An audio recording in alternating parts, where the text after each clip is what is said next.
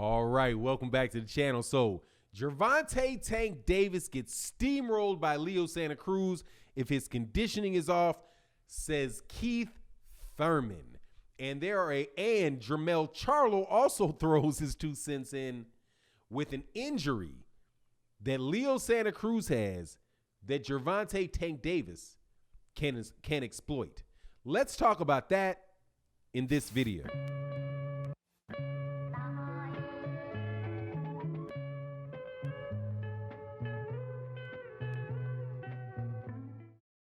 All right, welcome back to the channel. So we know we got a big old fight coming up this weekend, and I'm excited. And it is a big fight, but you know how it goes. If it's an ESPN fight, everybody thinks it's a big fight. If it's a DAZN fight, everybody thinks it's a big fight. But if it's a PBC fight, only half of the people think it's a big fight. Everybody else hoping it fails. And that is just the truth, okay? Teofimo Lopez just fought a fight against Vasily Lomachenko, and the boxing world agreed unanimously, dang near, that Teofimo Lopez is now a star because he beat Vasily Lomachenko. But yet Kevin Iole of Yahoo Sports questioned whether or not Gervonta Davis was actually one. We will talk about that in the live stream. However, I just wanted to bring it up to let you know that we really are in a big fight. This is not some small fight.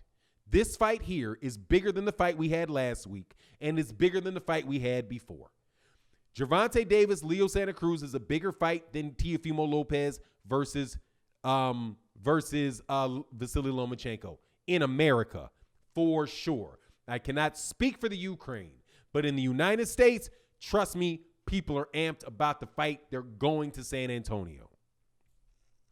So we have a really big fight. And Keith Thurman is saying, man, there's a real good chance that Gervonta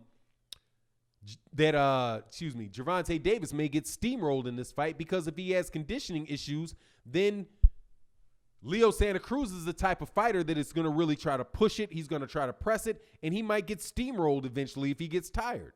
So he's saying, though, now watch this carefully, because I do have to tell you what he believes will happen in the fight. Keith Thurman says, I was trained to believe, or I'm of the school of mind that power, I believe in power, right? Skills and that stuff are great. It's very important. But at the end of the day, I believe in power. That if I can hit you with something and you cannot get up, I can win the fight. That is the ultimate neutralizer. Just like, hey man, there's a lot of people that love, you can bunt, steal bases, all of those little tick, tick, tick, but ain't nothing like, boop, there goes the ball right over center field wall. Everybody walk home and it ain't coming back. That is what you're looking for in sports. So, and explosiveness generally in sports, that's what it is. Basketball is the same way.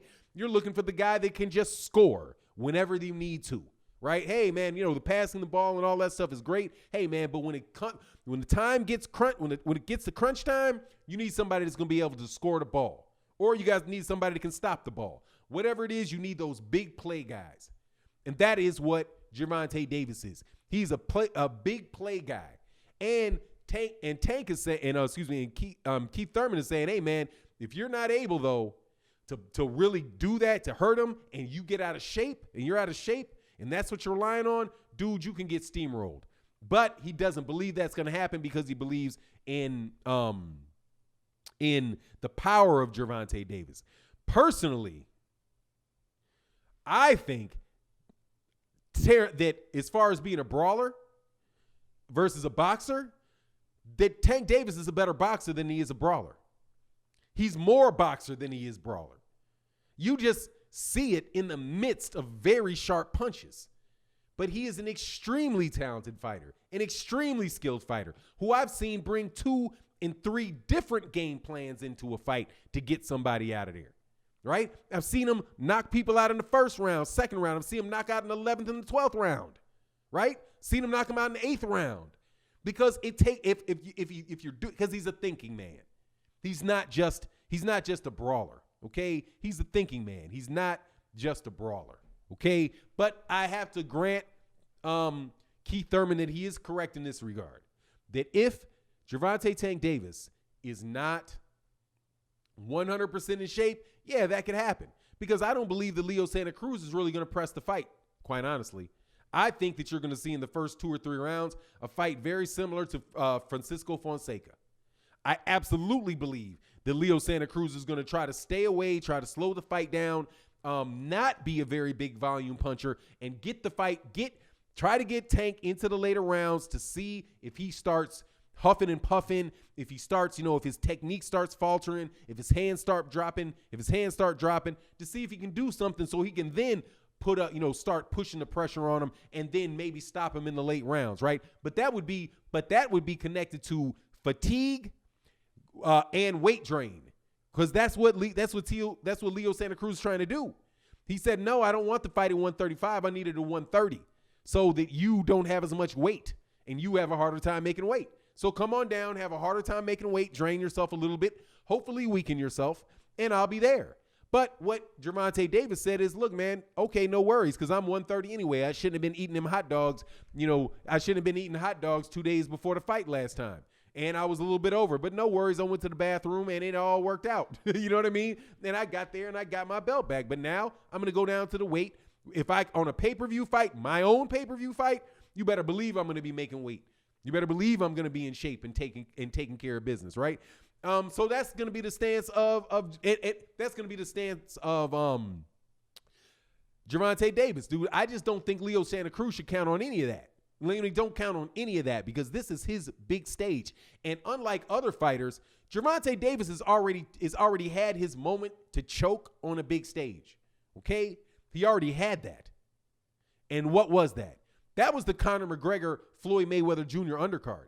He was the co-main event on that. And he bit when he wasn't able to come into the ring with the championship belt. He's already been through the experience of not having everything together, getting on that card. And I don't think that he and his team are going to make that mistake in his first pay-per-view where he is the sole main event in that, I just don't see it happening. Now, Jermell Charlo, though, pointed out something that I could see happening, right? Which is that Leo Santa Cruz got an injury. Like Jermell Charlo, who is the WBC, the WBA, and the IBF 154-pound champion, he said, look, man, Leo Santa Cruz is injured. He's got nerve damage. All of this, he's like this. That's not just some old habit that you picked up somewhere doing this all the time. No, that's nerve damage. Because I do it. He said his stuff will twitch, right? That twitching, he said that's nerve damage, and Gervonta Tank Davis is going to take advantage of that. And I do believe that, dude, because you're doing this. Dude, he's going to time this at a point. You know what I mean? When you do this, he's going to time that. You cannot, for that fraction of a second, you cannot be in position doing this. You know what I mean? So if somebody, because it's just wasted motion, right? And that's one of the biggest things in sports. You don't want wasted motion, right?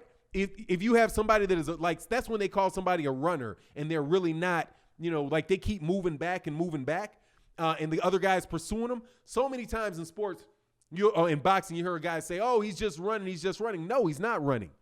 He's moving, and he's keeping the space no matter where it is that you're going. No, man, but he's not excessively moving. Every time you step close to him, he's trying to keep his distance and space from you. And so if you come forward, he has to move back. If you come forward and he moves in, then he's no longer in his space. But if he wants to keep that space, that's not running. That's not running at all. It's only running when you are just using excessive movement, right? And that's like that in every sport. If you have extra things that you're doing, right? Like if you have a serve in tennis, if you have a hitch in your swing, like you stop your serve here before you go to the top, dude, people see that. And guess what's going to happen? They're going to time you because you throw the ball and they're like, oh, pause. Here it comes, right? Or sometimes people will throw off the timing of the serve, and do different things just to make you throw your timing off. They may go quicker, do all kind of stuff. But if you have any wasted motion in your technique, dude, it's going to be taken advantage of by a guy that is precise, sharp, and crisp. And that is what Gervonta Davis is. And I do believe that that more than likely was going to happen. Now, on the last note on this video, and thank you guys for listening to this all the way, man, I really think Kevin Iole, I don't know what Al Heyman did to Kevin Iole. Like, I don't know if he, I don't know if he crept on his wife or something, but this guy just says some of the most ridiculous things about PBC fighters over there at Yahoo Sports, claiming that Gervonta Davis is not a star in the sport of boxing. It's just amazing, man, the battle that we'll have trying to get black fighters and American fighters, just their respect from people, from boxing writers in the United States. It's just amazing to me. But anyway, that's my take. You let me know what you think. Check you out on the live stream that we're going to do today, Fanon Live. Also, follow me on Instagram if you want to talk to me directly. That's how you're going to do it, and that includes everybody that's a member, Patreon, all of that, because I want it to be a one-stop shop for everybody. So that you guys, we can talk boxing together, because I want to be the guy that you talk boxing with. And that's my take on the situation. You let me know what you think. Peace.